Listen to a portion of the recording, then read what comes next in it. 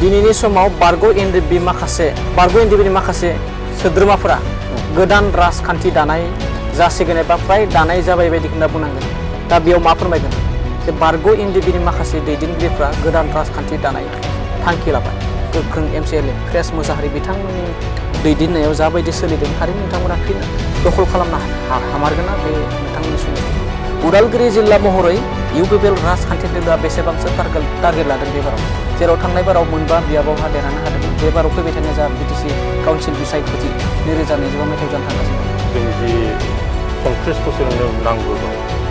बा हाग्रायाव थाबाय बे समाव बे हारिमु आरो बानखौ जों बेखौ लोगो मोनाखैमोन बबे खनायाव दंमोन आं मिथिया डक्टर अनजलि दैमारि बेखौ जोङो बयबो मानियो मोनसे समाव NDFBनिनो जानानै खामानि मावबोदों माने जास्टिस फरामनि जानानै खामानि मावबाय लोगोसे थांनाय समफोराव पलिटिकेलि बिथाङा माने BPF जानानै नेतृत्व जाबोबाय दा बयबो माने नारसिननाय बा ससियेल मिडियाफ्राव बा मिडियाफ्राव बुंनायखौ नुनानै खुब सम्भब बे साननै सानथामसो जाबायदां आं ससियेल मिडियायावसो नुदों बेसेबांखिनि सैथो आं बुंनो हाया दा माने BPFनि सेक्रेटारि बिबाननिफ्राय एंगारबाय होनना बुंदों दा बयनिबो प्रेसारनि थाखाय आरो दा बेफोर मा फोरमायनो थाङो ओंखायनो बेखौ दाफुङोब्ला BPFआसो बांसिन माने खहा जागोन आरो जों बेखौ नुनो हायो UPPLआ जेबो खहा जाया स्पेसियेलि BPFनिफ्रायबो दिनैहाय फैबाय थानाय 2025 मायथाइयाव जानो गोनां जि BTCनि जि बिसायख'थि बेवहाय प्रमद बर' बिथांनि दैदेननायावनो बा गबिन्द चन्द्र बसुमतारी बिथांमोननि दैदेननायावनो फिन आरोबाव सरकार माने जागोन बा जानांगौ बेखौ हास्थायनानै दिनै लोब लोब माने जोंनि माने दलाव दिनैहाय गुबुन माने बियाबजों लोगोसे जोंनि बियाबाव दिनै जगजान जादों खुलुमबाय बे समाव आं दायो बड'लेण्ड बुब्लिनि स्टुडिअ'आव नङा बे समाव आं फांसे बिफां सायहानि सिङाव थानानै माखासे मोगा-मोगि आयदा लानो सानदों आरो नोंथांमोना नुबोगासिनो दङदि जोंनि बड'लेण्ड बुब्लियाव गोबां बेफोरबायदि माखासे बर' हारिनि दैदेनगिरिफोरजों लोगोसे गुबुन गुबुन दैदेनगिरिफोरजों मोगा-मोगि लानाय हाबाफारि लादों आरो बे मोगा-मोगि लानाय हाबाफारिखौ जों बड'लेण्ड बुब्लिनि मावख'निनो स्टुडिअ' सिङाव लादोंमोन नाथाय दिनै जों आलादा महर लादों आरो बेनो जाहैबाय फांसे बिफां सायहा सिङाव थानानै एबा जिरायनानै गोबां माने बाथ्रा सावरायगोन आरो बे बाथ्रा एबा मोगा-मोगि लानाय आयदायाव गोबां मिथिंगा बिखाजों सोमोन्दो थानाय दाउसिन दाउला गोबां माने बेफोरबायदि मिथिंगा बिखायाव थानाय दाउसिन दाउलानि गोबां गाबनायखौ नोंथांमोना खोनाफागोन बेजों लोगोसे जों गोबां माने राजखान्थि बिथिंखौ लानानै सावरायगोन आथिखालाव जाबायदि सोलिबाय थादों एबा बारग' एनडिएफबिफोरनि बागैबो लानानै बर' हारिनि बागै लानानै लोगोसे आथिखालनि बिटिआरनि गाहाय मावफुं सोद्रोमा प्रमद बर'नि दैदेननाय UPPL सोरखारखौ लानानै आरो गोबां माने बेफोरबायदि बेरेखा दोलोनि बाथ्राखौबो लानानै जों बाथ्रा सावरायगोन दा बे समाव जोंनि मोगा-मोगि लानाय आयदायाव बे बिफां सायहायाव जा मोगा-मोगि लानाय आयदा बे आयदायाव जों दंफैयो मोनसे समनि बारग' एनडिएफबिनि गोख्रों सासे दैदेनगिरि आथिखालनि प्रमद बर'नि दैदेननाय UPPL राजखान्थि दोलोनि सासे दैदेनगिरि आरो लोगोसे आथिखालनि बारग' एनडिएफबिनि आफादगिरि रुजुग्रा मोसाहारि बिथांखौ जोंनि बड'लेण्ड बुब्लियाव गिबियावनो बरायनाय थाबाय खुलुमबाय बड'लेण्ड बुब्लि निउसनि सामलायगिरि बसुमतारी नोंथां आरो नोंथांजों लोगोसे गासै बुब्लि बे खौरां बिजोंखौ नायगिरि गासैनिसिम आं गोसो गोरबोनिफ्राय हामलायनाय हरबाय थारैनो बे समाव जों दिनै बिथांजों गोबां माने राजखान्थि बिथिंखौ लानानै मानो होनना बुङोब्ला जोंहा बिटिआर राजखान्थि एबा BTC बिसायख'थि काउन्सिलनि जा बिसायख'थि बे बिसायख'थिया गेजेराव आरो माखासेल' दान दंसै दा बेफोरखौ लानानै गोबां जों बिथांजों सावरायगोन आरो बेबायदिनो जोंनि बड'लेण्ड बुब्लिया गोलाव समनिफ्राय मोगा-मोगि आयदा लाबोदों गोबां सोलोंथाइ बिथिंखौ लानानै राजखान्थि बिथिंखौ लानानै समाजारि बिथिंखौ लानानै गोबां माने जों राजखान्थि बिथिंखौ लानानै सावरायबोदों थिग बेबायदिनो जों गिबियावनो बिथांजों सावरायगोन जे नोंथांमोननि दैदेननायाव एबा नोंथांनि दैदेननायाव UPPL राजखान्थि दोलोआ नोंथांनि बियाबाव गुबुन गुबुन राजखान्थि दोलोनिख्रुइ बेसेबां आवगायना दङ दिनैनि थारिखआव आङो थांनाय 2020 मायथाइनिफ्राय नैबे 37 नं धोनस्रि समस्तियाव 2020 मायथाइनि जि बिसायख'थिमोन BTCनि बेयाव आङो केन्डिडेट हिसाबै आङो बेयाव थिसनजादोंमोन नाथाय खुब खम भटनि गेजेराव आं जेननो गोनां जाबाय थेवबो आंखौ जेनखांनायनि उनावहाय दिनै TLCC बा बियाबनि चेयारमेन हिसाबै दिनै बिबान होनायनि उनावहाय जेरैबायदि जोङो ग्रासरुट लेभेलनिफ्राय आप टु समस्तिसिमहालागै बा जिल्लासिमहालागै जि UPPL राजनिति हान्जानि जानानै जेरैबायदि खामानि मावनांगौ बेफोरखौ जों दिनै सम्पुर्ण भाबै जोङो मावफुंबाय जोङो बुथ लेभेल जोङो कमिटिखौ दाफांजोबनानै गासैबो बुथ बेयाव गासै 86टा बुथ दङ 86टा बुथआबो दिनै स्ट्रंलि खामानि मावदों वमेन सेल दङ बेबो स्ट्रंलि खामानि मावदों आरो इउथ सेल दं बेबो स्ट्रंलि खामानि मावदों आरो लोगोसेयै समस्तिनि पेरेन्टस बडि धोनस्रि ब्लक समस्ति बेखौबो गोख्रोङै खामानि मावदों लोगोसेयै बेयावहाय 13टा BCDC दं 13टा BCDCआबो जोंनि UPPL आरो BJPनिनो बेयावहाय दैदेननायाव BJPनि मोनब्रै जोंनि 9टा गासै बे BCDCनि मेम्बार चेयारमेनफ्राबो स्ट्रंलि खामानि मावनायनि उनावहाय आरो लोगोसे सरकार तरफनिफ्राय जेसेबांखिनि बेयावहाय माने रायजो राजानि डेभेलपनि थाखाय खामानि मावनो गोनां बिबानफोर हरो जेनेबा रेशन कार्ड होनांगौ बेखौबो जों सम्पूर्ण भाबे माने रायजोनि जों मावनानै होदों जेसेबांखिनि दिनैहाय बेयावहाय IBS स्किम बा दिनै माने PMAY प्रधानमंत्री आवास योजनानि न' बेखौ सम्पूर्ण भाबे जोङो दिनै माने रायजो राजानि सार्थनि थाखाय जों खामानि मावनानै होबाय आरो लोगोसेयै BTR सरकारनिफ्राय नों PNRD डिपार्टमेन्टआनो जा बा PWD डिपार्टमेन्टआनो जा बेफोर खामानिफोरखौ माने जोंनि बेयावहाय धोनस्रि समस्ति हिसाबै बिजाथि गैयाब्लाबो बेवहाय जेनेबा BPFनि बिजाथिया दिनै देरहानानै दं अब्लाबो सरकार तरफनिफ्राय जेसेबांखिनि बेवहाय मावनो गोनां समस्ति हिसाबै जि भाग गोलैयो बे PNRDनि सम्पूर्ण खामानि आरो लोगोसे PWDनि खामानि बा PHAनि खामानिफ्रा दिनै बेवहाय सम्पूर्ण दिनै मावफुंजानाय जादों आरो बेखौ नुनानै दिनैहाय जोंजों लोगोसे जेसेबांखिनि माने मावथिफोर दं गासैबो माने स्ट्रंलि खामानि मावदों आरो लोगोसे गुबुन गुबुन दोलनिफ्राय स्पेसियेलि BPFनिफ्रायबो दिनैहाय फैबाय थानाय 2025 मायथाइयाव जानो गोनां जि BTCनि जि बिसायख'थि बेवहाय प्रमद बर' बिथांनि दैदेननायावनो बा गबिन्द चन्द्र बसुमतारी बिथांमोननि दैदेननायावनो फिन आरोबाव सरकार माने जागोन बा जानांगौ बेखौ हास्थायनानै दिनै लोब लोब माने जोंनि माने दलाव दिनैहाय गुबुन गुबुन माने बियाबजों लोगोसे जोंनि बियाबाव दिनै जगजान जादों आरो बे बेलायाव आङो प्रमद बर' मानगेदेर प्रमद बर' चिफ बिथांखौ आङो रोजा रोजा आं साबायखर होदों मानो होनना बुङोब्ला बेखिनिखौ माने रायजो राजानि जानानै जोंनो मावनो थाखाय सुबिदा होनायनि थाखाय बेखिनिया जोङो दिनै दावगानो हादों दा बिनिफ्राय जोङो बेखौ नोजोर खालामनो हायो जे धोनस्रि बियाब हिसाबै 36 नं बे धोनस्रि समस्तियाव दिनैनि तारिखआव जोङो UPPL माने दोलोआनो 1 नाम्बाराव दङ आरो दिनैसिमहालागै थारैनो बे समाव जों बिथांनि बियाबखौ लानानै बिथां धनस्रि बिथांनि जा बियाब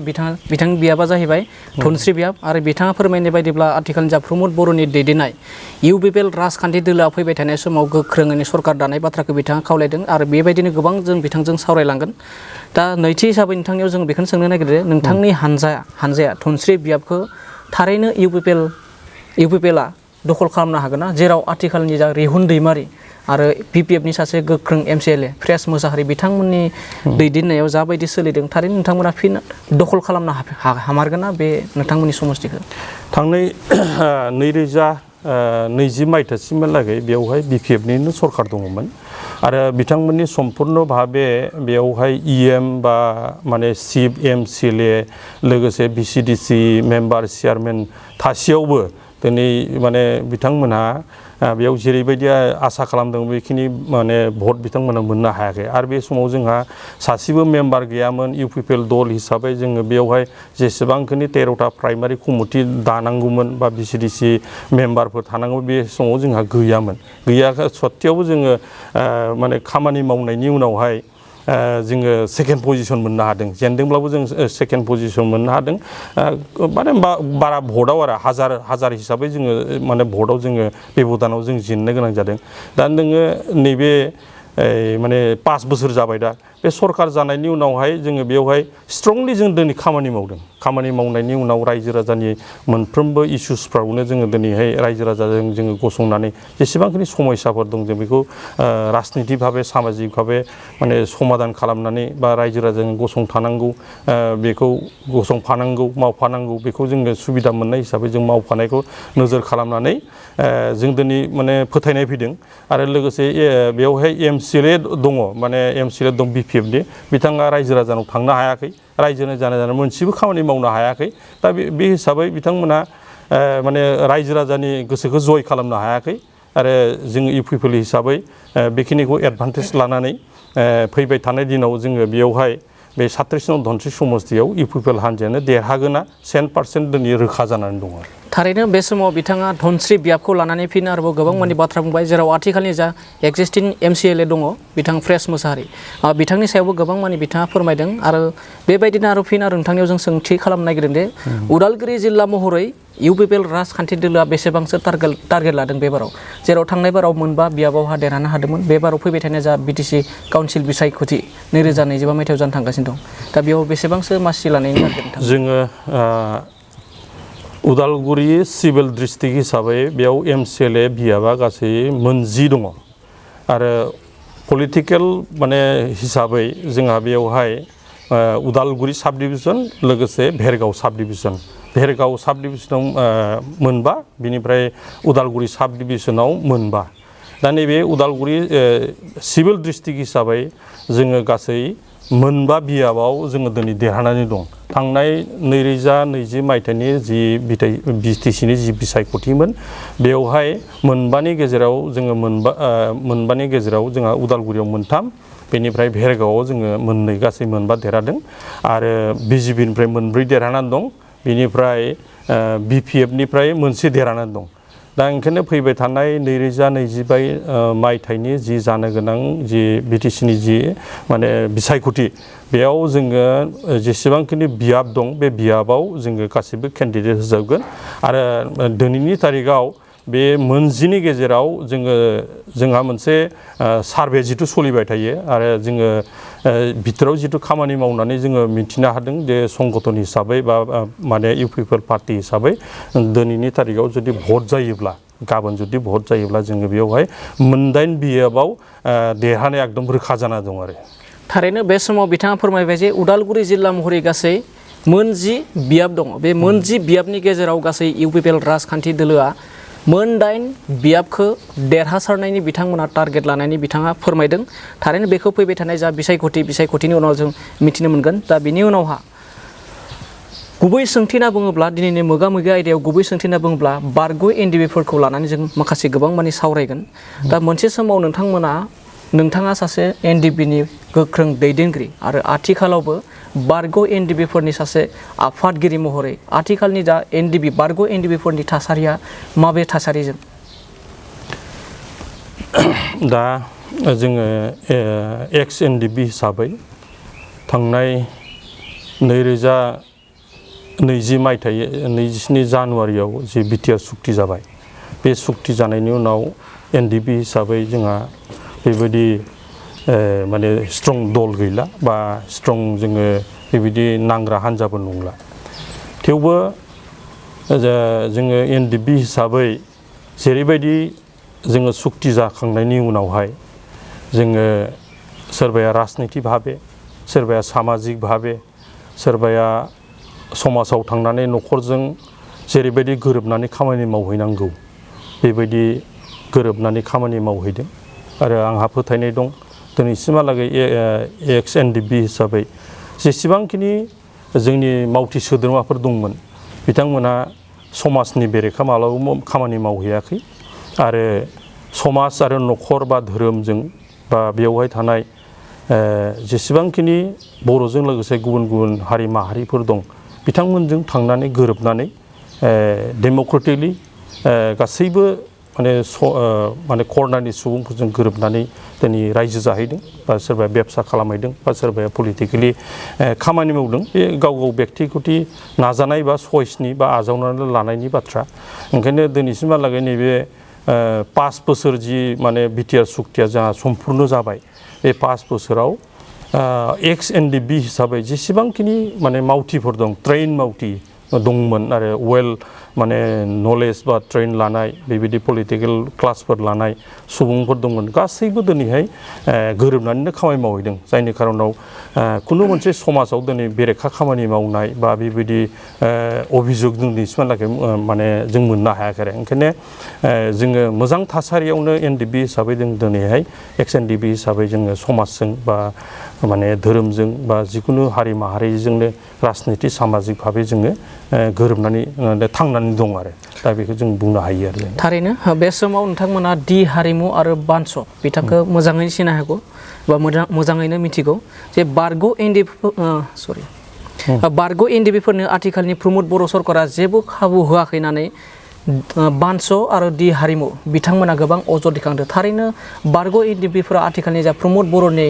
UPPL दोलो एबा UPPL सरकाराव खाबु मोनमाराखैना दा दि हारिमु आरो बानस बेखौ आं ससियेल मिडियाफ्राव नुबाय थादों खिन्थु बे थांनाय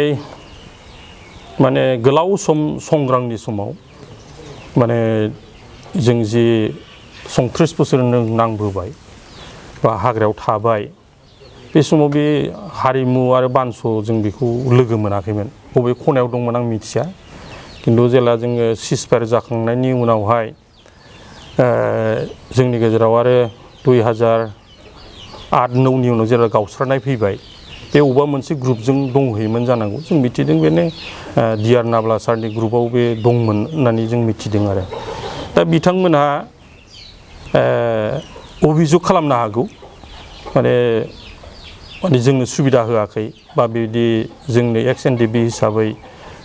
जेसेबांखिनि माने मोननांगौ सुक्ति होथेबाय जि जोङो रिहेबिलिटेसन मोननांगौ दासिमहालागै बिथांमोना मिथियोना मिथिया जे जोंनि गेजेराव प्राय 4840 जन माने जोंनि एक्स माने एनडिएफबिफोरा जि सुक्ति मथे रिहेबिलिटेसन बा पुनर्संस्थापन बा गावखौ गायसनफिननाय सुबिदा हिसाबै 4 लाख सरकारनिफ्राय होनो गोनां दा बेखौ जोंहा बिटिआर सरकारनि चिफ मानव गेदेर प्रमद बर' बा गबिन्द चन्द्र बसुमतारी चिफ बिथांमोननि नाजानायजोंनो आरो लोगोसे आसाम सरकार माने chief minister doctor Himanta Biswa Sharma बिथांमोननि माने दैदेननायजों दिनै जों बेखिनिखौ मोननो हाबाय नंगौ जोंनि गेजेराव जेनेबा माने सरकार तरफनिफ्राय भेरिफाइ खालामनायाव एसे अबेबा थालांदोंमोन बेखौबो खिन्थु दा गासिबो होजोबनांगौ होननानै जोङो दासिमहालागै जों खामानि मावबाय थादों आरो आं दा एक्स एनडिएफबि हिसाबै सिगाङाव 2020 मायथाइनि उनावहाय आङो बेवहाय बिबान जिथु आंनो होआसैमोन आं लायासैमोनबो आं गावखौनो बेक्ति भाबे सामाजिक भाबे बा पलिटिकेलि माने खामानि मावनोसै समाजनि खामानि मावनोसै होननानै बेबायदि एसे एरायनानै दंमोन नाथाय थांनाय 2024 मायथाइनि 15 अक्ट'बराव फिन आंखौ माने बिबान होफिनबाय बे हिसाबै नैबे 4 मा 5 मायाव जेरैबायदि खामानि मावदों दा खामानि मावनायनि उनावहाय नै दाख्लैबो जोङो प्राय 590 जन 590 जननो माने बे रिहेबिलिटेसनखौ जोङो रिसेन्टलि नैबे 28 तारिख जानुवारियाव होबाय आरो लोगोसे दासिम जेसेबांखिनि जोंनियाव भेरिफाइ माने मुंख्लंफोर दं माने सरकार तरफनिफ्राय बा जोंनि एक्स एनडिएफबिनिफ्राय जायफोरखौ जोङो बै समाव नांनाय समाव हाथियार हमनाय समाव जायफ्रा जोंनि जानानै थैबाय बा सोरबाया जोंखौ माने मोजां मोननायावनो थैबाय आन्दलनावनो थैबाय जोंनि हारि माहारिनि थाखायनो थैबाय बिनि गेजेराव दिनैसिमहालागै जेसेबांखिनि माने एक्स गेसिया हिसाबै 5 लाख करि होनांगौ बेखौबो जोङो दा 838सा माने न'खरफोरनो दिनै होनाय जाबाय आरो बिनि अनगायैबोथ' दा पलिटिकेलि बिथांमोना जिबायदि माने सुबिदानि खोथाखौ बुंदों बेखौथ' नोंनो गासैनोबो दा माने जासिहैजोबनो हाया दा नों जोंनियाव माने बिटिआर हिसाबै दासिमहालागै माने 40टा समस्ति दं बे 40टा समस्तियाव दा जोंबो गेलेदोंमोन जेनेबा आंबो गेलेदोंमोन आंखौबो चान्स होदोंमन दा बिथांमोनाबोथ' आवगायबोनांगौमोन गेलेनो थाखाय बा पलिटिकेलि सुबिदा लानो थाखाय दा जोंनियावनो बिपिएफ जा UPPL जा मेक्सिमाम मायानो दा बे पलिटिकेल पार्टियाव दिनै माने पार्टिसिपेट खालामनानै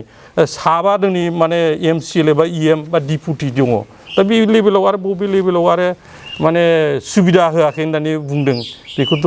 माने बिथांमोनासो मिथिसिगोन बेखौ रायजो राजाया बिसार खालामगोन आरो पलिटिकेल भाबे जुदि बा सामाजिक भाबे जुदि नोङो सुबिदा जुदि लानांगौब्ला बेखिनि सुबिदा बा दैदेननो जुदि केपासिटि माने गावहाबो थानांगोन आरो नोङो फैनांगोन आवगायबोनांगोन खिन्थु अबेबा खनायाव हारसिङै थानानै सुबिदा मोनाखै बा सुबिदा गैया बिदि माने मिडियानि गेजेराव बा ससियेल मिडियानि गेजेराव माने 10 जन 12 जन बा 100 जन मानसिखौ लानानै मा होनो होख्रावबाय थानायाथ' माबायदि जानो हागौ बले बेथ' सम्भब जानाय नङा बेफोरो आरो बुंनो हागौ अनेक धरननि माबाखौ लानानै खिन्थु दा जेरैबायदि प्रमद बर' आरो लोगोसे गबिन्द चन्द्र बा लोगोसे जोंहा बे फेरेंगा रन्जित बसुमतारीमोननि दैदेननाय जेसेबांखिनि माबाफोर दं गासैबोथ' दिनै माने बे जोंनि सरखारनि जानानैनो बिथांमोनानो जोंनो NDFBल' नङा गासै बे 35 लाख मानसिफोरखौनो दिनै दैदेनगासिनो दं आरो बेखौ लानानैथ' दिनैहाय सान्ति स्थापनबो जाबाय नैबे 5 बोसोरनि गेजेराव सुक्ति जाखांनायनि उनाव बिटिआर सरखार जानायनि उनाव सम्पुर्ण भाबे दिनैहाय माने गत्तै जाथि माने जनगोष्ठीफ्रानो प्राय 35 लाखनि गेजेराव दिनैसिमहालागै राव खोन्था रोङा जे बे दिनै बेयाव सानसे बन्द जादों दिनै बेयाव आन्दलन जादों बहाबा माने मानसि दैखांनाय जादों बहाबा हांगामा जादों होननानै रावबो खोन्थानो रोङा जायनि खारनाव दिनै बयबो बेवहाय माने गोजोनै थांनानै दं ओंखायनो बेखौ लानानै माने सुबिदा मोनाखै बा बिशृंखल खालामनो नाजानायाथ' बे थिग जायाखै आरो जोंनि मथे आरो थारैनो बे समाव बिथाङा सोंथि खालामदों आरो बिथाङा फोरमायदों दे बानस आरो डि हारिमुमोना बारग' NDFBफोरखौ लानानै गोबां राजखान्थि दान्थे बिदान्थे खालामनायखौ बिथाङा रोखा फोरमायदों थारैनो बुंनांगोन आथिखालनि बिटिआरनि गाहाय मावफुं सोद्रोमा प्रमद बर'नि दैदेननाय जा बिटिआर सरकार बे बिटिआर सरकाराव गोबां बारग' NDFB नट अनलि UPPL आदारवाइज माने गुबुन राजखान्थि दोलोआवबो जेरै BPF राजखान्थि दोलोआवबो गोबां बारग' NDFB बिथांमोना खाबु मोनदों आरो दासिमबो MCLA जानानै दं लोगोसे आथिखालनि बिटिआरनि गाहाय मावफुं सोद्रोमा प्रमद बर'नि दैदेननाय UPPL सरकारावबो गोबां बारग' NDFBफोरा EM जाना दङ गोबां MCLAफोर जानानै दङ दा बे बाथ्राखौ लानानै बिथाङा गोबां रोखा खालामदों जेराव बानस मोना आरो डि हारिमु बिथांमोना जे गोबां अजद दैखांबोदों बेनि सायाव बिथाङा रोखा खालामना होदों जेराव खाबु मोननाय मोनैखौ लानानै गोबां मानि बाथ्रा फोरमायबाय थादोंमोन आरो बेबायदिनो जों गोबां बिथांमोनजों सावरायगोन लोगोसे बे समाव फिन फोरमायबावनो नाजादों एबा नोंथांनाव मोनथिनो लुबैदों दि NDFBफोरा मानो जेब्लाबो खालि गावस्रायनोल' गोदोबो गोबां माने फेक्सन जाबाय दिनैसिमबो माने NDFBफोरा खौसे जायाखै दा बेखौ मानि थाखाय जादों होनना सानो आरो खौसे जानायनि थाखाय माबोरै खावलायनो आरो खौसे मानो थाखाय जानांगौ बारग' NDFBफोरा नंगौ जों नांबाय थानाय समाव बै समाव जोङो खौसेयैनो दंमोन जेला जोङो नांबाय थादोंमोन आरो हाग्रायाव दंमोन सिजफायार गैयामोन बे समाव जोङो 2005 मायथाइसिमहालागै जोङो सिजफायारखौ माने डिआर नाब्ला सार बिथांनि दैदेननायजोंनो सिजफायारखौबो जों खालामबाय भारत सरकार आसाम सरकारजों नाथाय जेब्ला 2008 मायथाइयाव रायलायनो थाखाय जेला मेमरेन्डाम होबाय आरो मेमरेन्डाम होनाय लोगो लोगो जोंनियाव बेयाव आदर्शखौ लानानै जोंनि गेजेराव एसे गोरोबनायाव बा बुजिनायाव भुल बुजाबुजि जाबाय ओंखायनो जेला रायलायनाया स्टार्ट जाबाय मेमरेन्डाम होबाय 2008 मायथाइयाव अब्लाना बेखौ लानानै जोंनि गेजेराव गावस्रानाय फैबाय भारत सरकारनिफ्राय बुंबाय जे जों जि मेमरेन्डाम होदोंमोन जोंनो इन्डिपेन्डेन्ट बर'लेण्ड नांगौ दा भारत सरकारनिफ्राय बुंबाय रोखा जुदि इन्डिपेन्डेन्ट बर'लेण्ड नांगौब्ला बेथ' रायलायनानै जानाय नङा नोंसोर आर्मिजों नांनानै ला खुनु मोनसे सभरेन कान्ट्रिया गुबुन मोनसे सभरेन कान्ट्रि क्रिएट खालामनो बा सृष्टि खालामनो मालाबाबो बे कान्ट्रिनि कनस्टिटिउसना थोना बेखौ जोंनो रोखा होदों दा बेवहाय जि प्रथम माने मेमरेन्डाम होनायमोन 2008आव माने 2008आव बियो भारत सरकारा बेखौ नाकच खालामदों जे बिनि सायाव जों सावरायनो हाया होननानै बिनि उनाव जेला गासैबो NDFBनि गेजेराव मोनसे सिद्धान्तआव फैबाय माखासेया बेखौ गोरोबनो हाला आरो माखासेया माने भारत सरकारनि सिङावनो मा मोना बेखौ लानानै सावरायलांनोसैब्ला जोंनि गेजेराव फाग मोननाय जाबाय आरो दा आदर्श हिसाबै बे गावस्रालायदों आरो नाथाय गावस्रादोंब्लाबो आरो बिनि गेजेराव आरोबाव आरो जायफोर गावस्रालायनाय जोंनिफ्राय सावरायनायनि गेजेराव आरो गावस्राबावबाय 2019आव गावस्राबाय बेनिफ्राय आरो जायफ्रा आरो नांफिनलांबाय बिसोरनि गेजेराव आरोबाव खनसे डिआर नाब्ला सारा जेला हमजाबाय 2000 खोब समबो बेयो 12 मायथाइ माने 12 मायथाइयाव मोनदां बे समाव आरो बिसोरनि गेजेराव गावस्रालायबावबाय आर दिनिफ्राय एस जाबाय दा बे गावस्रालायदोंबाबो जोङो लास्टआव जेला 2020 मायथाइयाव बिटिआर सुक्ति जानोसै अब्ला गासैबो फेक्सननिफ्राय बेवहाय नोङो एनडिएफबि थाबाय गोविंद सारनि दैदेननायाव एनडिएफबि बेनिफ्राय एनडिएफबिआनो मोननै जादोंमोन धीरेननि ग्रुपसे गावस्रालांलायबाय दा बिसोरो बिपिएफआव थाहैबाय बिथांमोनहाबो माने आवगायबोबाय बेनिफ्राय डिआर नाब्ला बिथांमोनाबो सिजफायाराव दंमोन 2012नि उनावहाय बिथांमोनाबो फैबाय बेनिफ्राय माखासे ग्रुप जोंहा फेरेंगा आरो सावरायग्रानि दैदेननायाव जायखौ जोङो एस होननानै बुङोमोन सावरायग्रा ग्रुप बिथांमोननि दैदेननायावबो माने फैबाय माने जों गासैबो माने जि माने सुक्ति जायो आबसु एनडिएफबि मोनब्रै फेक्सन लोगोसे आबसु आरो लोगोसे इउपिपिएल दैदेननाय जि माने संगठन जातीय संगठनफोर दं जि पलिटिकेल राइट्सखौ लानानै नांबोदों बे नांबोनायनि गेजेराव जि सावरायनाय फैबाय बेखौ गासैबो गोरोबनानै खनसे वान्स फर अल गासैबो जों हारिनि थाखायनो जों बेखौ माबानोसै सुक्तियाव थांनोसै होननानै बयबो गोसो गोथारै बेयाव थांलायनानै सुक्ति हैदों जों बेखौ बयबो गनायनांगोन आरो दा बिनि उनावहाय दा पलिटिकेल माबाखौ लानानै दाथ' जेनेबा गोदान गावस्रानायाथ' मालाबा बे फैगोन बे स्वाभाबिक खिन्थु गावस्रानाङामोन आरो गावस्रानाङामोन जों बेखौ लुबैयाखैमोन मानो होनना बुङोबा जों दिनै गावस्रानायखौ जों लुबैया आरो गावस्रायोब्ला जों बेयाव जसोनानै थागोन आरो जिहेतु जों गासैनिबो गनायथिजों लोगोसे माने बे बिटिआर सुक्तिया 2027 मायथाइनि माने 20 मायथाइनि 2 जानुवारियाव जि सुक्ति जाबाय एग्रिमेन्ट जाबाय बेखौ मावफुंनांगौनि सार्थ बयनाव थाबाय बिबान थाबाय बे हिसाबै गासिबो खौसे खामानि मावनांगौ आरो नों पलिटिकेलि मा माने मोना सोर गेलेयो गेलेया सोर सिट मोना बे आलादा बाथ्रा आरो खिन्थु बे सुक्तिखौ रुपायन खालामनांगौबा गासैहाबो बेयाव दायित्व दं आरो बेखौ माने गोजोनाखै होननानैथ' जायफोर दिनै सुक्तिकारि बिसोरथ' रावबो बुङाखै डिआर नाब्लायाबो बुङाखै दिनै नाब्ला साराबो बुङाखै दिनै जेलाव दङब्लाबो बिथाङाबो बुङाखै सोरबा माने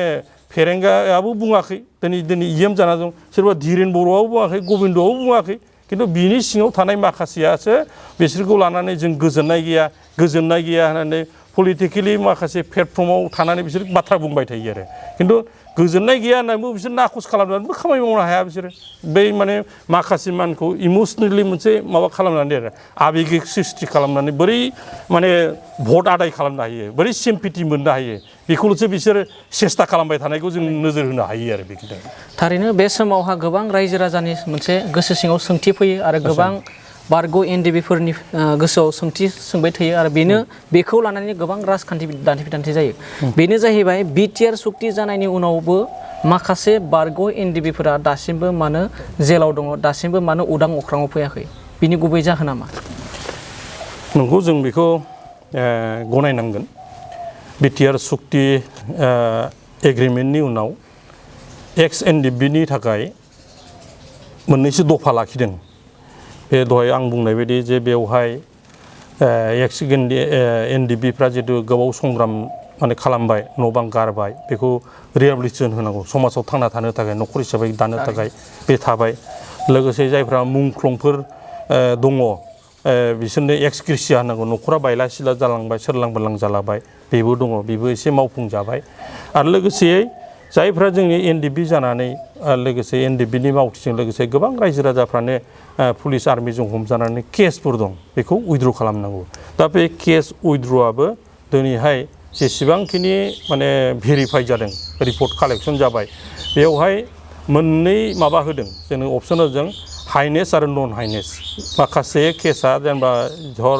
माने मानसि बुथारनाय जरित जानानै दं बेफोरखौ एसे माबा बिसार खालामनांगोन बेबायदि मोनसे दङ दा बिनि गेजेरावनो जायफ्रा माने हगारथावना माने ओरैनो फोजोबथावना कर्टआवनो फोजोबथावना बा थानायावनो फोजोबथावना बेफोरखौ केसखौ नायनानै दिनैसिमहालागै 434 केस 434 केसा अलरेडि उइथड्र जाबाय होननानै जों बुंनो हायो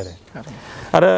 मोनसे दुखु गोनां बाथ्राया जाहैबाय जोंनि गेजेराव जे बिटिआर सुक्तिया जोंहा 2020 मायथाइनि 27 जानुवारियाव जादों नाथाय बिनि सिगाङावनो जोंहा CBI नि माखासे केस दंमोन दा बे CBI नि केसाव गासै साद'ना जिस्नि जोंहा डिआर नाब्ला सारजों लोगोसे माखासे बेयाव हमजानाय दंमोन दा बे केसखौ बिथांमोनजों लोगोसे बिथांमोननि माखासे सुबुरुनथाइगिरिफोरा दैदेनगिरिफोरा बुंबाय जे बेखौ थाब केसखौ फोजोबना लानांगौ बिनि थाखायनो फास्ट ट्रेकआव होनांगौ फास्ट ट्रेक कर्टआव लांबाय कर्टआव लांनायनि लोगो लोगोनो 2019 मायथाइयाव खोब सम्भब जानुवारि नथ' फेब्रुवारि जानांगौ आं एक्जेक्टलि डेटखौ आं बुंनो रोंला बे समावनो बियो आंखौ बिसार खालामनानै लाइफ इनप्रिजनमेन्ट मोनसे भारदिक होना होबाय होमबाथ' बे कर्टआव थांबाय दा कर्टआव थाङोबा जोंहा माने दा सरकारनिफ्राय जे बुंबाय थादों जे बेखौ माने कर्टआव फर्मेलिटिसजों फैनांसिगोन ओंखायनो बेखौ सुक्तिनि दारादि हगारनांगौ होननानै बुंब्लाबो हगारनाया बेसेबांखिनि सम्भब जागोन जाया बेखौ कर्टआसो बिसार खालामसिगोन ओंखायनो बे एसे टाइम लानो हागौ नाथाय बिनि अनगायै गासै माने सा 52 माने NIA बे NIA केसाव दंमोन दा बिनि बे केसफोरखौ गासै सेन्ट्रेल गभर्नमेन्टआ लांजोबदों सुप्रिम कर्टआव लांदों माने कर्टआव लांनानै बेखौ बिसार खालामनो थाखाय लांदोंमोन आरो दा जोङो बेखौबो दा माने NIA केसनि थानायफोरखौबो जितु सुक्तिनि मथे हगारनांगौ होननानै रिसेन्टलि नै दाखालि बावैसो जानुवारियाव दं बे जानुवारियाव बेखौ साब्रै हगारनो हाबाय आरो NIA केसाव थानायखाय ओमफ्राय दा जेसेबांखिनि दा माने सेन्ट्रेल गभर्नमेन्टआव NIA माने कर्टआव जेला लांदोंमोन बै माने कर्टआवखौ लाबोफिननानै दा स्टेट गभर्नमेन्टआव हाइ कर्टआव खालामनांगौ होननानै अलरेडि दा उइद्र' खालामनानै दा स्टेट गभर्नमेन्टआव लाबोबाय आरो दा बेनिखायनो दा बेफोरखौबो जोङो माने फर्मेलि जोङो खामानि मावबाय थादों दा माने NDFBनिफ्रायबो खामानि मावदों लोगोसेयै बेफोरखौ सम्पुर्णभाबै खामानि मावनायाव जोंहा मानव गेदेर प्रमद बर' दैदेननाय बे BTR सरकारनिफ्रायनो जोंहा बेखौ हेल्प हरबाय थादों आरो लोगोसे स्टेट गभर्नमेन्टनिफ्राय डक्टर हिमन्त बिश्व शर्मा बिथां चिफ मिनिस्टारनि दैदेननाय बा बिथांनि बिथोनजोंनो बेफोर खामानिया जाबाय थादों ओंखायनो गतिके बिथांमोनखौ जोङो धन्यबाद होनांगोन दा बेखौ सम्पुर्णभाबै दिनै होनायनि थाखाय नंगौ जेनेबा सुक्ति जानाय लोगो लोगोनो हगारनांगौ होननानै जोंबो माने आवाज होबाय थादोंमोन नाथाय बेखौ फर्मेलिटिस खालामनायाव एसे गोबाव लायो BLT सुक्ति जानायनि उनावबोथ' नोङो 2003नि 10 फेब्रुवारियाव जि सुक्ति जादों बेखौ फोजोबनो थाखायथ' एसे टाइम नांदों प्राय 8 बोसोर 9 बोसोरसो नांदों NDFBनि माखासे सोद्रोमाफोरा गोदान राजखान्थि दानाय जासिगोन एबा फ्राय दानाय जाबाय बायदि होनना बुंनांगोन दा बेयाव मा फोरमायगोन जे बारग' NDFBनि माखासे दैदेनगिरिफ्रा गोदान राजखान्थि दानाय थांखि लाबाय दा जोङो NDFB हिसाबै मोनसे प्लेटफर्म दानानै अकल बर' राव रायग्रा होनना बुंनांगोन 100% माखासे दैदेनगिरि लोगोसे मावथिजों लोगोसे जोङो प्राय 2000 जनसो मानसिया जोङो लोगो नांनानै जोङो संग्रामखौ खालामबाय दा खालामनायाव जोंनो बारा बुरजा मानसि नाङाखै खम संखिया मानसिजों जोङो बे आन्दलनखौ खालामदों दा दिनै बे BTR सुक्तिनि उनावहाय बा बे नैबे BTCखौ दैदेननोब्ला जि 40टा समस्ति दं बेयाव जोङो पलिटिकेलि बा डेम'क्रेटिकेलि जोङो बेयाव इलेक्टेड जानांगौनि बाथ्रा फैबाय दिनैहाय दा बेयावहाय जोंहा बर' हारिनिफ्राय जाथिखौ दैदेननो थाखाय रिजनेल पलिटिकेल पार्टि हिसाबै जिहेतु जोङो बेयावहाय 6 दल एलेका आसाम स्टेट गभर्नमेन्टनि सिङावनो दा बेयावहाय गासै 40टा समस्ति दं बे 40टा समस्तिखौ दैदेननो थाखाय जोंनि बर'नि गेजेराव मोननै माने बर' माने माबाजोंनो दाजानाय बिथिं BPF थाबाय आरो लोगोसे UPPL दंखायो आरो थांनाय 2005 मायथाइनिफ्राय 2020 मायथाइसिमहालागै BPFआ हाग्रामानि दैदेननायाव बे सरकार सालायबाय आरो 2020 मायथाइनि उनाव BTR सुक्तिनि उनाव दिनै UPPLआ प्रमद बर' लोगोसे गबिन्द चन्द्र बसुमतारी बिथांमोननि चिफ डेपुटिनि नेतृत्वआव दिनै सरकार जागासिनो दं दा बे बेलायाव आरोबाव मोनसेबाव आरो अकल NDFB माने अकल NDFB होननानै सानैसो खोब बेसे जेनेबा 100 जनसो थानो हागौ गिदिर बाथ्रा नङा अंग बेंगि मानसिफोर थानो हागौ दा बेखौ लानानै मोनसे गोदान आरो सिन्था धाराजों जुदि पलिटिकेल पार्टि दानो थाङोब्ला जोंनि थाखाय बेसेबांथा माने गनायथावना जागोन बेखौ रायजो राजाया बिसार खालामगोन आरो लोगोसेयै सोरबायदि मानसिया दिनै बेखौ लिड खालामनो थांदों बेबो एसे नोजोर खालामदों रायजो राजाफ्रा नंगौ जोंबो ससियेल मिडियाफ्राव नुबाय थादों दिनैसिमहालागै दानो माने नाजागासिनो दं होननानै जों मिथिनो मोन्दों खिन्थु दाफुंदोंना दाफुङाखै दाबो आं बुंनो हाया खिन्थु आंनि नोजोरावबा बे साक्सेस जागोन ना जाया बेखौ रायजोआ बिसार खालामगोन मानो होनोबा नांनाय समावथ' नोङो सासे सानैजों नांनो हायो खिन्थु नोङो पलिटिकेलि डेम'क्रेटिकलि जुदि माने मेन्डेट नांगौबाथ' पपुलेसन नों मोननांगोन ना मेजरिटि मोननांगोन बेयो साननो गोनां थाबाय आरो जायफ्रा दिनैहाय बेवहाय लिड लाबाय थादों ससियेल मिडियाफ्राव नुदों फ्राय 99% थांनाय बारावथ' बिथांमोना माने अबेबा मोनसे प्लेटफर्माव थानानै खामानि मावदों स्पेसियेलि बिथांमोना BPFनि जानानै खामानि मावबाय थादों दा BPFनि जानानैनो बिथांमोना स्टेट केम्पेनार होनना बुङो NDFBनि इस्युखौ लानानै बुङो सुक्तिया फेल जाबाय होनना बुङो जोङो माने सुक्तिखौ भंग खालामगोन मालाबा BTR माने सुक्तिनि एगेन्स्टआव बाथ्रा बुंबाय थादों दा बुंबाय थादों बे BPFनि जानानैनो बिथांमोना खामानि मावबाय थादों दा दाख्लै बावै आं नुदों ससियेल मिडियायाव डक्टर अनजलि दैमारि बेखौ जोङो बयबो मानियो मोनसे समाव NDFBनिनो जानानै खामानि मावबोदों माने जास्टिस फरामनि जानानै खामानि मावबाय लोगोसे थांनाय समफोराव पलिटिकेलि बिथाङा माने BPF जानानै नेतृत्व जाबोबाय दा बयबो माने नारसिननाय बा ससियेल मिडियाफ्राव बा मिडियाफ्राव बुंनायखौ नुनानै खुब सम्भब बे साननै सानथामसो जाबायदां आं ससियेल मिडियायावसो नुदों बेसेबांखिनि सैथो आं बुंनो हाया दा माने BPFनि सेक्रेटारि बिबाननिफ्राय एंगारबाय होनना बुंदों दा बयनिबो प्रेसारनि थाखाय आरो दा बेफोर मा फोरमायनो थाङो ओंखायनो बेखौ दाफुङोब्ला BPFआसो बांसिन माने खहा जागोन आरो जों बेखौ नुनो हायो UPPLआ जेबो खहा जाया आरो लोगोसे जोङो दा माने जातीय माने सेन्टिमेन्टखौ लानानै BPF आरो UPPL दल जितु मोननै दंखायो पलिटिकेल पार्टि मोननै दंखायो बेयाव आरो थार्ड पार्टि जुदि खुंनानै माने दानानै जुदि होयोबा राजनिति भाबै जुदि जोङो बेयावहाय आरोबाव मोनसे आत्मप्रकाश खालामनानै खामानि मावोबा बे जोंनि जातीय इस्यु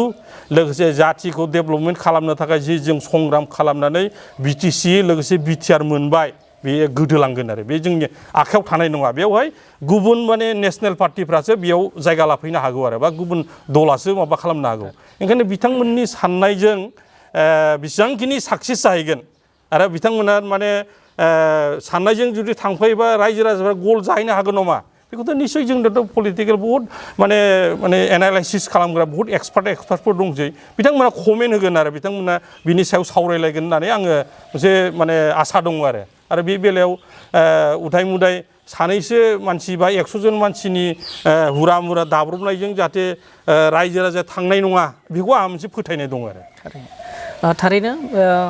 जा बारग' NDFBनि नोंथाङा सानैसो सोद्रोमाफ्रा गोदान राजखान्थि दानायनि बाथ्राखौ फोरमायबाय दा बे समाव बिथांमोननि बे गोदान राजखान्थि दानायनि आन्दोआव माबेबा मोनसे राजखान्थि दोलोनि सिङाव माबा दङ नामा मदद दङ नामा एबा सोरनिबा खैसार दङ नामा बेयाव दाथ' पलिटिकेलि थ' डाइरेक्ट जेनेबा प्रमान होनो हाया माने जे उमुखानिनो दं होननानै खिन्थु बिसोरनि जि मथि गथिफोरखौ नायोब्ला आरो सिगांनि माने समफोराव जेफ्रावनोखि जोङो BTC सुक्ति माने BTR सुक्ति जानायनि उनाव 2020 मायथाइनि उनावहाय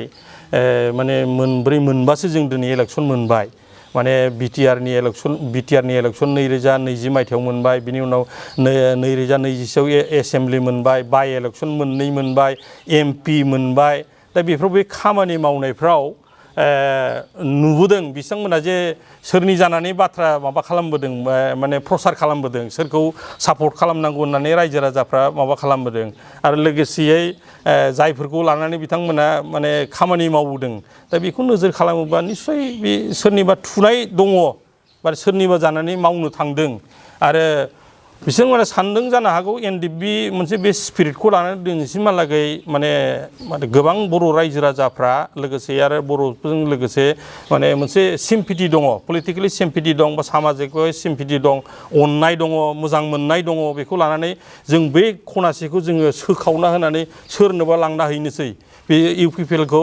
माने फेजेननोसै गुबुनखौ देरहाहोनोसै बेबायदि मोनसे सिन्था धारणाजों आवगायदों जानो हागौ आरो थारैनो बे समाव गोदान राजखान्थि दानायनि सायाव गोबां मानि बिथाङा बाथ्रा फोरमायबाय दा फैयै फैयै जों फिन आरोबाव राजखान्थिनि बेलायाव जों बाथ्रा सावरायबावगोन बेनो जाहैबाय आथिखालनि जा प्रमद बर'नि दैदेननाय UPPL सरकारा उदालगुरि जिल्ला महरै रायजो राजानि मेगनाव नुसार जानाय एबा मोनथिसार जानाय जेबो खामानि मावाखै होननानै MCLA फ्रेस मोसाहारि लोगोसे रिहन दैमारि बिथांमोना नोंथांमोननि सायाव अजद दैखांबाय थादों मा बुंगोन बेनि सायाव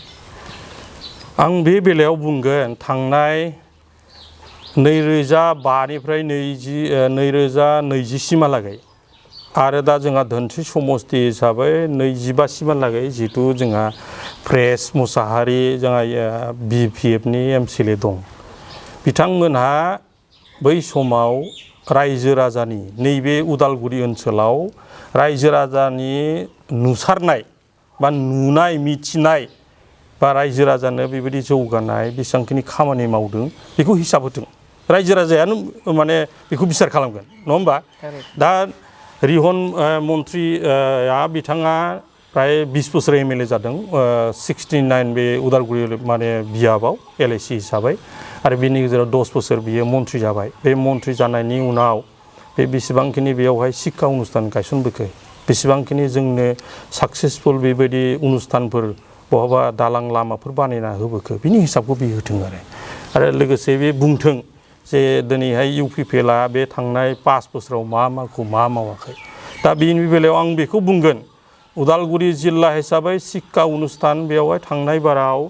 BPFनि दिनाव खुनु मोनसे शिक्षा अनुष्ठान बियो बे कलेजानो जा जियानो जा हाई स्कुलानो जा बेयाव बिसोर प्रभिन्सियेलाइजबो खालामाखै कलेजबो गायसनाखै बे उदालगुरि बियाबाव गैया दिनैसिमहालागै खिन्थु जोंहा दिनै बिटिआर सुक्तिनि उनावहाय जोंहा जि मोननांगौ नोङो हरिसिंगा बियाबनि सिङाव अम्बागावआ दा पारामेडिकेल मोनसे इन्स्टिटिउसन जोंहा लुगासिनो दं बेबो बिटिआर सुक्तिनि उनाव फैनायमोन बिनि सिगाङावथ' बिथांमोना बिदि खालामाखै बिथिंजाय आरो जोंहा धोनस्रि समस्ति हिसाबै दैफाङाव जोंहा नै थांनाय 2021 मायथाइयाव मडेल कलेज मोनसे माने बिल्डिं दा लुगासिनो दं आरो लोगोसे नै दा 2022 मायथाइनि नै दाख्लि 20 जानुवारियाव फैनानै बड'लेण्ड केम्पास मोनसे बेयाव खालामसिगोन बेखौ लुनानै दोनदों माबायाव दैफाङाव बिनि सिगांथ' नोङो धोनस्रि बियाबाव MLA दं MCLA दं बिथांमोना बुंनो हाया जे बे उमुक कलेजखौ जों उमुकखौ गायसनना होबाय होननानै बुंनो हाया बिसोरो बेखौ जों दाथि बुंनो हायो बेखौ दाथि बुंनो हायो आरो बेजों लोगोसे दालां लामा खोनायनि बाथ्राखौथ' जों बुंबाथ' दिनै आंनि बेयावहाय माने धोनस्रि समस्ति हिसाबै आं TLCC चेयारमेन जानानै दङ दा TLCC चेयारमेन जायोब्लाबो दा जेसेबांखिनि गुबुन समस्तिफ्राव जेसेबांखिनि फान्ड मोनदों MCLA फान्डल'सो जों मोनाखै खिन्थु जों गुडविलाव नोङो बोसोरफ्रोमबो बेयावहाय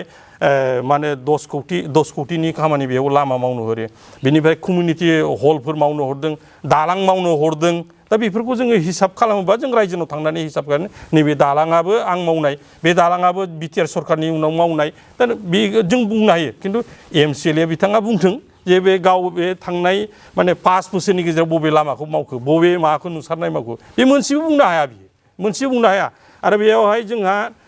भैरबकुन्द'आव मोनसे बिराद गिदिर मोनसे समस्या जानानै दंमोन बहुद बोसोर जाबाय प्राय 1978 माने दिनैहाय माने 47-48 भारत स्वाधीन जानायनि उनावहाय जोंहा मा होनो अरुणाचलजों माने जोंहा बेजों थांलाय फैलाय आसामजों थांलाय फैलाय जोंहा माने जितु त्रिभुज भैरबकुन्द'आ बेयाव दालांनि मोनसे गोनांथि जानानै दंमोन नैबेखौ जोंहा बिटिआर सरकार जानायनि उनाव लोगो लोगोनो मावना होबाय दाथ' मोजां दा दालाङा सोलिगासिनो दं दा मावाखै होननानै मा बुंनो हानो दा आरो मोनफ्रोम भैरबकुन्द'आवथ' दा बुंनो थांला डिपुटि माने थानाय हिसाबै गामि दरफ्रोमबो माने लामा जाजोब्बाय CC ब्लक जाबाय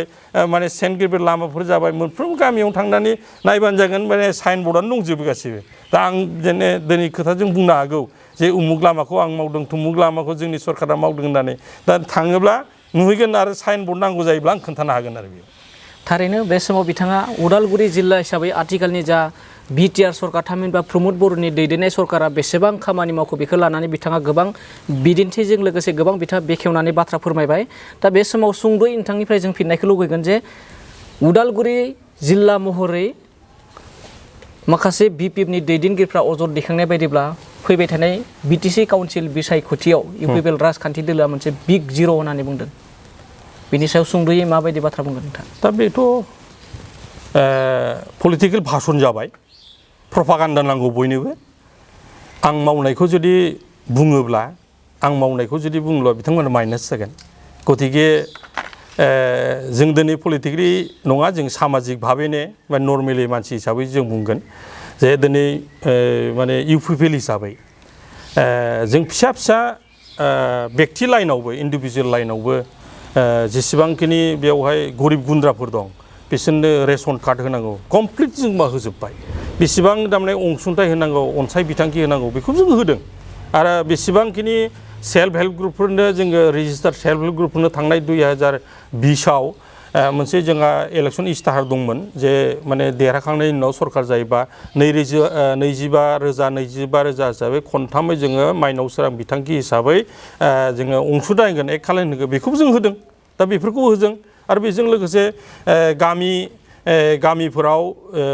जेसेबांखिनि माने मिनि स्टेडियामफोर जानांगौ गेलेनायनि मोनफ्रोमबो बियाबाव दिनै बिर सिलागांनि नामाव दिनै मिनि स्टेडियाम होबाय बेनिफ्राय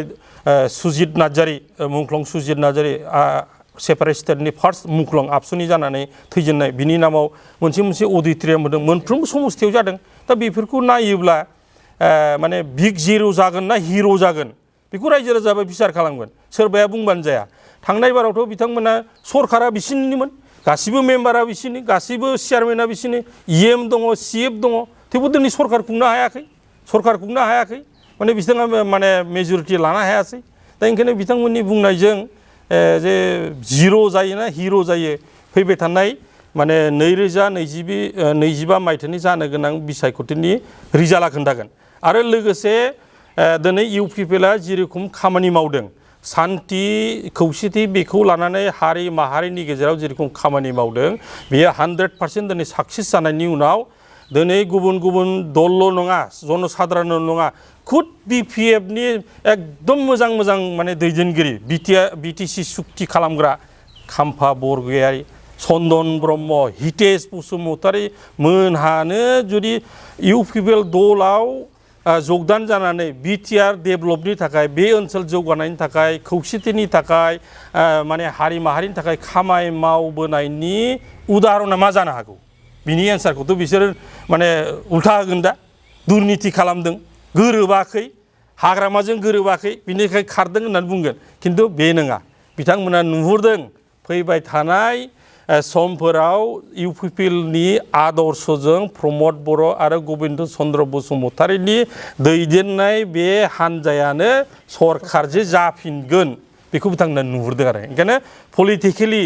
राजनिति भाबै जोङो खामानि मावनांगौब्ला मोजां नैबे लामायावसो थांनांसिगोन होननानै बिथांमोना फैदों ना आवगायबोदों आरो दा बेखौ बिथांमोनजों लोब फैफाबाय थादों नालाय खारजाबावनो गिदों गावसिनि मानसिफोरखौ लाखिनांगौनि सार्थआव दिनै माने UPPL माने जिर' जागोनल' नङा सरकारानो दिनै 5 बोसोराव 7 बारसो सरकार सालायबाय बिसोरो नै सरकार जासिगोन बाइ इलेक्सन फैलायबाय नै सरकार जागोन एसेम्बलि इलेक्सन फैलायबाय नै हाग्रामा सरकारानो जानोसै MP फैलायबाय नै हाग्रामा सरकारानो जानोसै बोरैथो सरकारथ' जायाखै दिनैसिमहालागै थारैनो बे समाव जों गोबां बाथ्रा सावरायबाय गोबां बारग' NDFBखौ लानानै आरो आथिखालनि प्रमद बर'नि दैदेननाय BTR सरकारखौ लानानैबो गोबां सावरायबाय दा जोंहा जोबथा सोंथि हिसाबै बेनो जोबथा जागोन जोंनिफ्राय सोंथि खालामनाय एबा दिनैनि मोगा-मोगि आयदाया बेनो जोबथा जागोन जे नोंथांमोना एबा नोंथांमोननि दा आथिखालनि प्रमद बर'नि सरकारखौ BJPनि अक्सिजेन लानानैसो सरकार सालायगासिनो दं होनना बुंदों सुंद'यै बेनि सायाव माबायदि फोरमायगोन नोंथाङा दा 2020 मायथाइनि जे इलेक्सन बे रिजाल्टआव जों थांफिननांसिगोन दा गासै BTCआव बा BTRआव 40टा समस्ति दं बेनि गेजेराव जों एबसुलिट मेजरिटि लानानै सरकार सालायनोबा जोंनो 20 माने MCLA नांगौ दा जोंहा खाफाला गाज्रि जों बेखौ स्वीकार खालामनांगोन दा जिहेतु जोङो BTR सरकारखौ सालायबाय थादों प्रमद बर' आरो गबिन्द चन्द्र बसुमतारीनि चिफ डिपुटि चिफनि दैदेननायाव बेयाव जों 40टानि गेजेराव मात्र जोङो 12टाल' माने देरहानो हादोंमोन सिपखौ लानानै दा सिपआ मोननै गयबारिजों लोगोसे खख्लाबारि होननानै 11टाल'सो जोङो मानसि हिसाबै देरहानो हादोंमोन नाथाय पलिटिकेलि पलिसि आरो डिप्ल'मेसियाव हाग्रामाया जेनदों मानो होनना बुङोबा बिथांमोना 17टा माने MCLA देरहानो हादोंमोन होनब्लाबो बिसोर सरकार सालायनो हायासै दा बेयावनो बुजियो बे पलिटिकेलि बिसोर बेसेबांखिनि माने एक्सपार्ट आरो बेसेबांखिनि एक्सपार्ट आरो बेसेबांखिनि माने पलिसि लानो गोनां policy time to time adapt खालामनो लानो हायो बेयावनो माने खोन्थायो आरो सोर बेसेबांखिनि एक्सपार्ट आं जेसेबांखिनि बुङा माने आरो बा सोरबाया जेसेबांखिनि बुङा माने ओंखायनो दिनैनि तारिखाव माने प्रमद बर'नि दैदेननायावनो थांनाय 2020 मायथाइयाव जि माने सरकार जाबाय बेयाव बिजेपिनि 9टा जोंनि माने 11टा 20टा बेनिफ्राय जिएसपिनि सासेमोन दा अबसे गैला बिसोरबो दा गैला दा जों बेखौ लानानै सरकार सालायनांबाय दा ओंखायनो अक्सिजेन लानाय लायैयाथ' बे उनाव फैबाय नङा होमबा उनाव फैबाय दा जोङो बिटिसि हिसाबै नाय 2003 सननि 10 फेब्रुवारियाव जों जि सुक्ति जाबाय बेवहाय जोङो बिटिसि हिसाबै बेसेबांखिनि डिपार्टमेन्ट बा जेसेबांखिनि पावार फांसन दङ बेफोरखौ मिथिना लानाया मोजां जे अक्सिजेन लानाय लायैनि एन्सारा बेयाव फैगोन जों दिनै बिटिसि हिसाबै 6 शेड्युल एमेन्डेड 6 शेड्युल नङाबा हिल्स एरियायाव होयो खिन्थु जोङो प्लेन्सआव माने बै समाव जोंहा आबसु बा बिटिसिनि माने सृष्टिनि सिगाङाव जि आन्दलन जादों बिएलटिनि दैदेननायाव बेजों एग्रिमेन्ट खालामनायाव बे 6 शेड्युलखौनो एमेन्डमेन्ट खालामनानै माने स्टेटनि सिङाव बेखौ दाना होनाय जादों आसाम स्टेटनि सिङाव बेयाव जोंहा माखासे पावार एन्ड फांसन गैया माखासे डेभेलपमेन्टनि थानो हागौ माने दङ बियो गासै 40टा दङ दा जोंहा स्टेट जानोब्ला माखासे माबा नांगौ जेनेबा जोंनाव फाइनान्सियेल पावार गैया हम गैया नोङो जुडिशियेल गैया दा बेफोरखौ जुदि मोननोब्ला बेफोरखौ जुदि जोङो लानानै खामानि मावनांगौब्ला बे बिटिसि ओनसोलखौ डेभेलप खालामनांगौबा स्टेटआव जायानो सरकार जाया मानो जों बिसोरजों थानांगोन बे आंनि बुंनाय बाथ्रा नङा बे बिटिसिखौ जायफ्रा थांनाय 15 बोसोराव सालायबोबाय बिथांमोना बे एखे खामानिखौ मावदों 2005आव बिथांमोना माने सरकार खुंदों बिथ' कंग्रेसजों एलायन्स जादों कंग्रेसआथ' बिसोरनो फ्रि हेन्ड हगारदोंमोन प्राय 2015 सिमहालागै फ्रि हेन्डआव माने पुरा हगारना होदों बिपिएफनिनो हगारना होदोंमोन माने हाग्रामा बर' माने महिलारिनो हगारना होदोंमोन जे नोंसोरनो बेखौ दादों नोंसोरनो सालाय मात्र स्टेटआव जोंजों थाबानो जाबाय बे समाव स्टेटआवबोथ' मन्थ्रि दंमोन बिथांमोना चन्दन दं प्रमिला दं बिथिङै रिहन दं 3 मन्थ्रि दंमोन बिथांमोना दंमोन आरो बिनि उनावहाय जेराव सर्बानन्द सनवाल फैलायबाय 2016आव बिथांमोनाबो आरो बेयाव आरो मन्थ्रि जाहैबावबाय बेजोंनो लोगोसे माने बिजेपिजों लोगोनो खामानि मावबाय ओंखायनो दा बै समाव बिथांमोना जि सरकार सालायदोंमोन बिथांमोनाबोथ' बिजेपिनि अक्सिजेन लादोंमोन बा कंग्रेसनि अक्सिजेन लादों होननानै जों दिनै बुंनो हायो आरो दा ओंखायनो आरो बिनि अनगायैबो दिनैहाय माने 2021 सनाव जेला बिपिएफआ माने 3 MLA देरहाबाय MLA देरहानानै दिनै बे 3 MLAआवथ' दिनैहाय आसाम एसेम्बलियाव माने फ्ल'राव माने जों बिजेपिजों दिनै एलायन्सआव थानानै बिसोरजोंबो गोरोबहैनानै बिथांमोनहाबोथ' बिसिनि अक्सिजेन लानानैनो दिनै बे बिपिएफनि MLA 3आ दिनै रायजोनि जानानै दिनै डेभेलपमेन्ट खालामगासिनो दं नङा होमबा दा रायजोनि डेभेलपमेन्ट खालामनाय जादों बा बिसोरलाय माथो गाज्रि जाखो ना बिसोरल' मोजां जादों ना जोंनिया मोजां जायाखै जोंनियावथ' एखेखौनो मावदों जेरावहाय जोङो सरकार दानो जोंहा एबसुलेट मेजरिटि गैया गतिके जोङो बिपिएफजोंथ' थांनो हाला बिथांमोनाथ' आवगाया जोंजों गोरोबनो थाखाय आवगाया गतिके जों बिजेपिखौ लाबाय बिजेपिखौ लानानै दिनै सुन्दरभाबै दिनै 5 बोसोर दिनै सलायलांबाय थादों ओंखायनो बे 5 बोसोरा आरामसे दिनै एलायन्स गभर्नमेन्टआ दिनै सलिलांदों बेखौ लानानै सोरबाया खर' सानानै उदाय मुदाय बाथ्रा बुंबानोथ' बे माने जानाय नङा आरो देखो बे पलिटिकेलि जायफ्रा माने सिन्था धारना खालामो सिन्थाबिद दं पलिटिकेल एक्सपार्टफोर दं बिथांमोना दिनै नुदों जे माने UPPLआ दिनै बिजेपिजों मा ग्राउन्डआव मानि थाखाय माने मा होनो सरकार सालायनो गोनां जादों बोरै सरकार सालायनो रों खिन्थु जोङो UPPL हिसाबै दिनै जोंहा नाजानाय दं 40टा समस्तिनि गेजेराव दिनै जुदि माने माबा जायोबा इलेक्सन जायोबा गाबोन समफोर जुदि इलेक्सन जायोबा प्राय 28टानिफ्राय 30टा जों MCLA दिनै मोननो हानायनि देरहानायनि एकदम रोखा खामानिखौ जों दिनै मावगासिनो दं थारैनो जों बे समाव गोबां बिथांजों सावरायबाय बिथां रुजुग्रा मोसाहारि बिथांजों गोबां सावरायबाय आरो बिथाङा आथिखालाव गोबां माने UPPL राजखान्थि दोलोनि सासे दैदेनगिरि महरै गोबां माने ओनसोलाव जिल्लायाव खामानि मावदों आरो बिथांजों जों दिनै गोबां सरकारखौ लानानै बाथ्रा सावरायबाय बारग' NDFबफोरनि जेंनाफोरनि सायावबो बाथ्रा सावरायबाय लोगोसे फैबाय थानाय समाव आथिखालनि जा UPPL राजखान्थि दोला माबोरैहाय बाहागो लानानै रायजो राजानिफ्राय मदद लानानै रायजो राजानिनो भट लानानै देरहानानै सरकार दागोन बेखौ लानानै गोबां बिथाङा बाथ्रा बुंबाय लोगोसे बेरेखा दोलोनि सायावबो गोबां मानि बाथ्रा बुंबाय आरो बे समाव नोंथांमोना एबा नोंथाङा जोंनि बे बड'लेण्ड बुब्लिनि थाखाय दसे सम होनायनि थाखाय जोंनि बड'लेण्ड बुब्लिनिफ्राय रोजा रोजा साबायखर थाबाय।